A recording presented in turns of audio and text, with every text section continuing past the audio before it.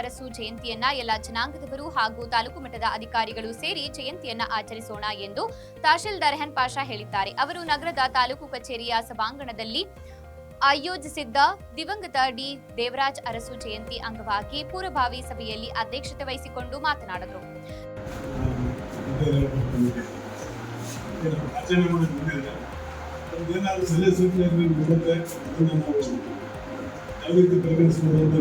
ಪರಿಗಣಿಸಿ ಒಳ್ಳೆಯ ರೀತಿಯಿಂದ ಮಾಡೋಣ ಅಂತೇಳಿ ಹೇಳ್ತಾ ಇದ್ದೀನಿ.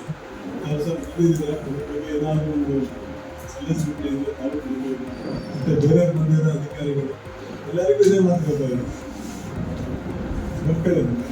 ನಗರದ ಪಾವಗಡ ರಸ್ತೆಯಲ್ಲಿ ಇರುವಂತಹ ಬಿಸಿಎಂ ಹಾಸ್ಟೆಲ್ ಆವರಣದಲ್ಲಿ ಆಗಸ್ಟ್ 20ರಂದು ದಿವಂಗತ ಡಿ ದೇವರಾಜ್ ಅರಸ್ ಜಯಂತಿಯನ್ನ ಅರ್ಥಗರ್ಭಿತವಾಗಿ ಆಚರಿಸೋಣ ಎಂದು ಹೇಳಿದ್ದಾರೆ. ಇದೇ ಸಂದರ್ಭದಲ್ಲಿ ಇಒ ಶಶಿಧರ್, ಬಿಸಿಎಂ ಅಧಿಕಾರಿ ರಮೇಶ್ ಕುಮಾರ್, ಸಮಾಜ ಕಲ್ಯಾಣ ಅಧಿಕಾರಿ ದೇವ್ಲಾ ನಾಯ್ಕ, ತಾಲೂಕು ಪಂಚಾಯಿತಿ ಕೃಷಿ ಅಧಿಕಾರಿ ಅಶೋಕ್, ಪಶುಸಂಗೋಪನೆ ಸಹಾಯಕ ನಿರ್ದೇಶಕ ಡಾಕ್ಟರ್ ಶ್ರೀನಿವಾಸ್, ಆರೋಗ್ಯ ಇಲಾಖೆಯ ತಿಪ್ಪೇಸ್ವಾಮಿ, ಸಿಡಿಪಿಒ ರಾಜನಾಯ್ಕ, ನಗರಸಭೆ ಆರೋಗ್ಯ ನಿರ್ದೇಶಕ Ganesh, BCM hostel warden Bangaramma, ಅಬಕಾರಿ ಇನ್ಸ್ಪೆಕ್ಟರ್ ತಿಪ್ಪಯ್ಯ ಇತರರು ಹಾಜರಿದ್ದರು.